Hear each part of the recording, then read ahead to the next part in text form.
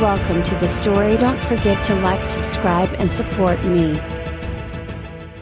Maxwell Grant paced the length of his campaign office, his thoughts racing as quickly as his footsteps. The office was abuzz with the usual frenzy of an election year, advisors huddling over data points, staffers answering calls, and the hum of televisions broadcasting the latest polling results. Yet none of it felt real to him anymore, not after what he'd learned. "Senator Grant, you're up by 2 points in the Midwest," one of his campaign managers called out, eyes glued to a screen. "If we push the healthcare reform message harder." "That won't matter," Grant interrupted, his voice low but firm. His advisor gave him a puzzled look. Grant didn't elaborate. He couldn't, not without sounding like a madman. Instead, he walked over to the large windows overlooking the city. From the 20th floor, the world below looked small, distant and almost unreal. It was a stark contrast to the enormity of what he had to stop. He glanced at his reflection in the glass, his once clear eyes now clouded with fatigue and worry. He barely recognized himself anymore. His phone buzzed in his pocket, the name on the screen making his pulse quicken. Dr. Elizabeth Lang. Grant stepped into a quieter corner of the office and answered the call. "We need to meet," Lang's voice came through, tight with urgency. "Now, where?" Grant asked, already grabbing his coat from the back of his chair. "Someplace secure." "The alley behind the old observatory." 10 minutes. He didn't argue. He didn't have time to. Slipping out of the office without drawing too much attention, Grant made his way down the elevator, his mind replaying the revelations of the past few days. Time travel. The very concept had seemed ridiculous when he first heard about it, a plot ripped from a bad science fiction novel. But then Lang had shown him undeniable proof that his opponent, Governor Richard Alden, was using a device capable of manipulating time itself. It explained so much. Alden's meteoric rise, his sudden shifts in voter support, the fact that key events in Grant's own life had inexplicably changed, moments that had once seemed pivotal to his campaign had been erased or altered. He'd lost endorsements from people who, a week ago, had sworn their unwavering support. Memories were changing, but Grant could still remember the way things were before. Lang had explained why. He had been exposed to the device's radiation, a fluke that made him immune to its full effects. But it wouldn't last. As Grant walked through the darkened alley, he spotted Lang standing near a set of dumpsters, her figure half hidden in the shadows. She was wearing a long coat, her face obscured by the hood pulled over her head. "Elizabeth," Grant said as he approached. "Has Aldina?" "He's already changed the timeline," Lang interrupted, her voice sharp. "We don't have much time left before it all collapses." "What do you mean?" She glanced around, ensuring they weren't being watched before speaking in a hushed tone. "Alden's been using the device more aggressively. He's altered not just recent history but events from years ago. You may not have noticed yet, but reality is starting to destabilize. I've run the calculations that the timeline can only handle so many changes before it fractures completely." Grant felt his stomach drop. "And then what?" "Everything unravels." "Exactly. The past, present, and future will collapse into a paradox. No one will know what's real. History will rewrite itself over and over, and reality could shatter beyond repair." Grant clenched his fists, his thoughts racing. He was no physicist, but he understood the stakes. This was bigger than an election. It was bigger than political victory or defeat. It was about preserving the integrity of time itself. "We need to stop him," he said firmly. "We need to find a way to shut down the device." Lang shook her head. "It's not that simple. The device is heavily guarded, and Alden isn't working alone. He's got an entire team of scientists backing him, people who believe in his vision." "Vision?" Grant spat. "His vision is to win at any cost, even if it means tearing apart the fabric of reality." "Yes, but to them, it's more than that. They see it as progress, a way to fix the mistakes of the past, to create a better future." "That's how he's selling it." Grant stared at her, his mind swirling with disbelief and frustration. How do we stop him? Lang hesitated for a moment, then took a deep breath. There's only one way. We need to use the device ourselves. Grant recoiled at the suggestion. You want me to do the very thing I've been fighting against? Change history? It's not about changing history. It's about fixing what Alden's already broken, Lang said, her voice growing more desperate. We have to undo the changes he's made, reset the timeline before it's too late. If we don't, everything will collapse. You, me, every Neo will cease to exist as we know it. The weight of her words settled over Grant like a crushing force. He had fought his entire campaign on a platform of integrity, of doing what was right, even when it wasn't easy. Using the time manipulation device felt like a betrayal of everything he stood for. But if what Lang said was true, the consequences of inaction were far worse. Fine, he said finally. But we do this my way. No altering the past to our advantage. We only fix what Alden's broken. Nothing more. Lang nodded in agreement. That's the only way it'll work. The next day, Grant found himself in a cold, sterile lab deep within a government facility. The time manipulation device stood at the center of the room, a sleek, metallic construct that seemed deceptively simple. Yet it held the power to alter the very fabric of the universe. Once we activate it, there's no turning back, Lang warned as she adjusted the controls. We'll only have a limited window to reverse the changes before the timeline stabilizes permanently. Grant took a deep breath, his hands shaking slightly as he approached the device. Let's get this over with. The moment he activated the device, the world around him shifted. It was subtle at first, a faint hum in the air, a slight distortion of light. Then, everything went dark. When Grant opened his eyes, he found himself standing in a familiar setting, his childhood home, the smell of his mother's cooking wafting through the air. He blinked, momentarily disoriented. This was decades ago. How had he ended up here? Maxwell! A voice called out from behind him. He turned to see his mother, younger than he remembered, her face filled with warmth and love. Dinner's ready. For a moment, Grant was paralyzed. This was a memory, a pivotal moment in his life. He remembered this day clearly. It was the day his father had sat him down and told him about the importance of honesty, of doing the right thing, no matter the cost.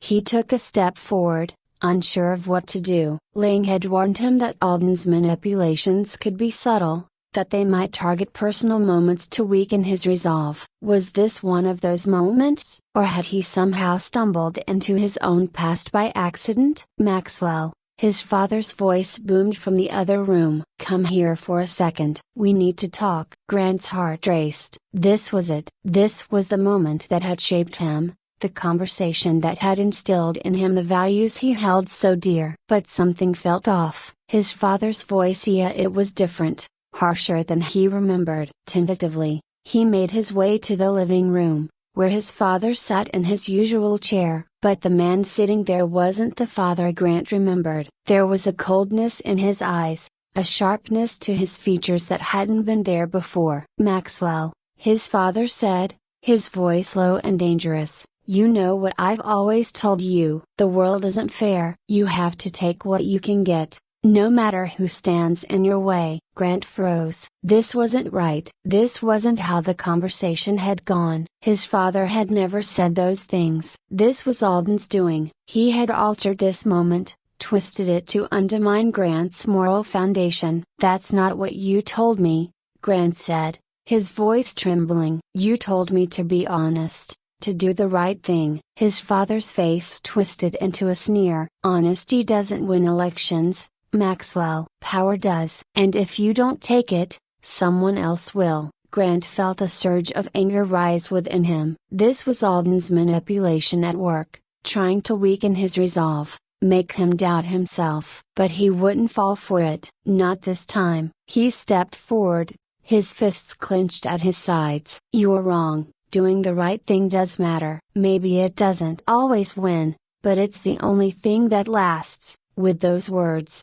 the illusion shattered. The living room faded away, and Grant was once again standing in the sterile lab, the time device humming softly beside him. "Maxwell," Lang's voice called out, snapping him back to reality. "Are you okay?" Grant nodded, though his heart was still racing. "Yeah, I'm fine." "You were gone longer than I expected," Lang said, her brow furrowed in concern. "What did you see?" "Something Alden planted in my past," Grant replied, his voice steady. "But it didn't work. Let's finish this." The two of them worked quickly, retracing Alden's changes and resetting the timeline. Each alteration was subtle, but together they formed a web of manipulation that had to be undone. They visited key moments in history, some political, some personal, carefully undoing the damage Alden had wrought. Finally, they reached the last change. It was the night of Grant's college graduation,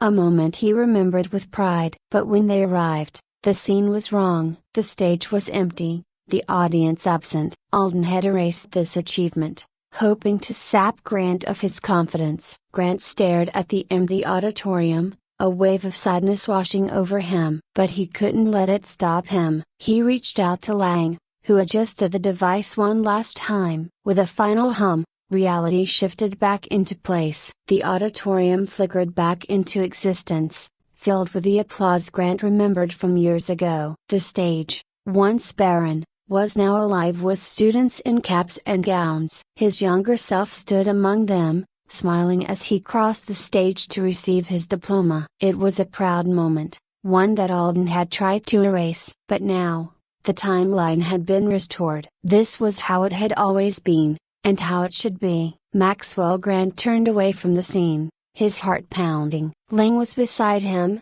her face tense but relieved. "That's it," she said, glancing at the device. "We've undone all of Alden's changes. The timeline is stabilizing, but we have to make sure no one can use this device again." Grant nodded. Destroying the device was the only way to ensure that no Onia Alden or anyone else could meddle with time again. He wasn't just fighting for the integrity of the election anymore. He was fighting for reality itself. They transported back to the present, standing in the government facility where it had all started. The air felt heavier now, the weight of what they had just done pressing down on them both. "How do we destroy it?" Grant asked, staring at the sleek metal device that had nearly cost them everything. Lang hesitated. "If we destroy it, we risk creating another anomaly. We can't just blow it up. It has to be dismantled in a specific sequence, and even then, there's no guarantee the time distortions won't reappear somewhere else."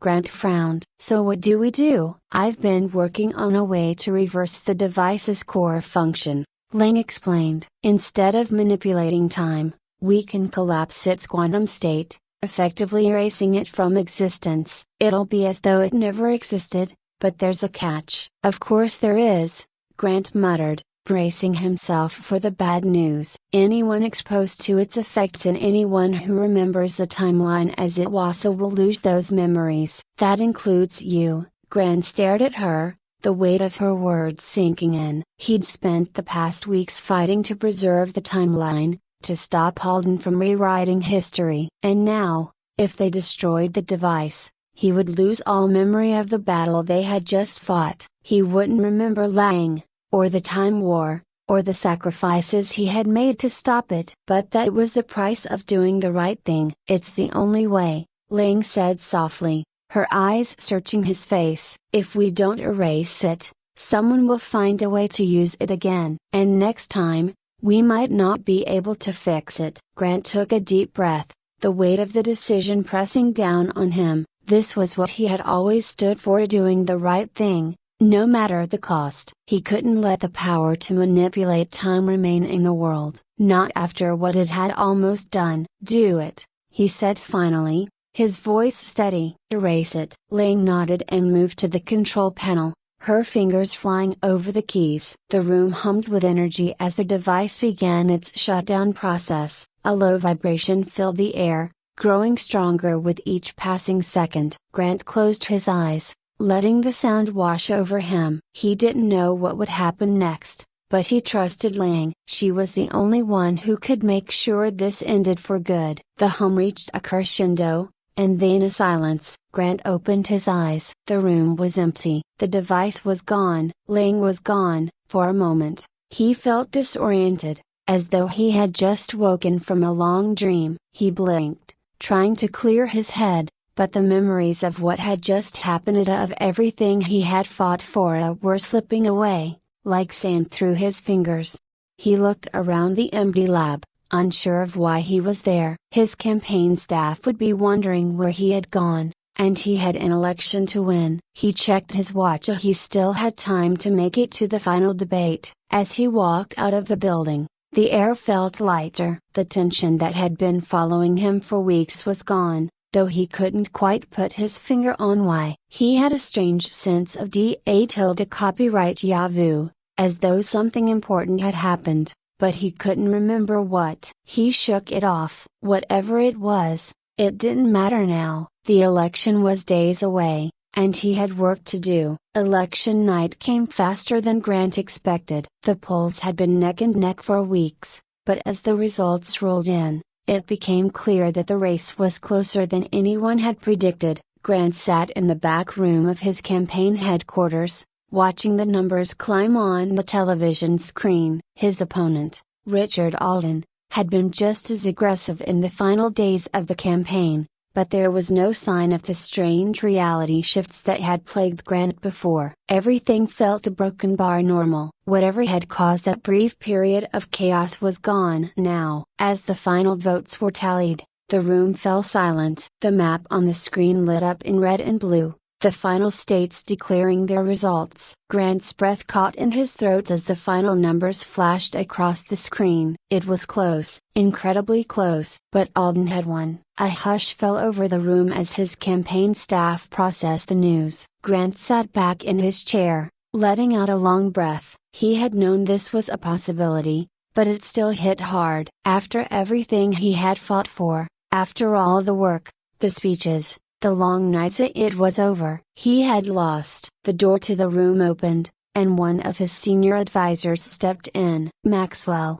she said quietly, "Alden's campaign wants to know if you'll give a concession speech." Grant nodded slowly, rising from his chair. Yeah, I'll do it." As he walked out onto the stage, the applause from his supporters filled the air. They were still there for him, still proud of what they had accomplished, even if they hadn't won. He took a deep breath, stepping up to the podium. The bright lights made it hard to see the crowd, but he knew they were there, waiting for his words. "Ladies and gentlemen," he began, his voice steady, "tonight didn't end the way we hoped, but that doesn't mean our fight is over. We ran a campaign based on honesty, integrity, and doing what's right. And that's something I will always be proud of." The applause grew louder, but Grant barely heard it. His mind was somewhere else, drifting back to that strange sense of copyright vu, that feeling that he had been fighting something far greater than just an election. But no matter how hard he tried, he couldn't remember what it was. "I want to thank each and every one of you for standing by me," he continued. "This campaign wasn't just about winning votes, it was about making sure our voices were heard." And they were. The crowd roared in approval, but Grant's thoughts were distant. Somewhere, in the back of his mind, he felt as though something monumental had just happened, something that had changed the course of history. But as he stood there on the stage, smiling at the crowd, he couldn't remember what it was. When the speech ended, and the lights dimmed, Grant left the stage. He walked alone down the long corridor, his footsteps echoing off the walls. He felt a strange emptiness, as though he had lost something more than just the election. But he couldn't put his finger on it. As he reached the exit, he found a single envelope waiting for him on a small table. His name was scrawled across it in neat handwriting. Curious, he picked it up and tore it open. Inside was a single note, written in a hand he didn't recognize. "You saved us, but you'll never know how." No signature, no explanation, just those words. Grant stared at the note for a long time, trying to make sense of it. But no matter how hard he thought, he couldn't remember what it meant. With a sigh, he folded the note and tucked it into his pocket. He stepped out into the cool night air, leaving the campaign behind him.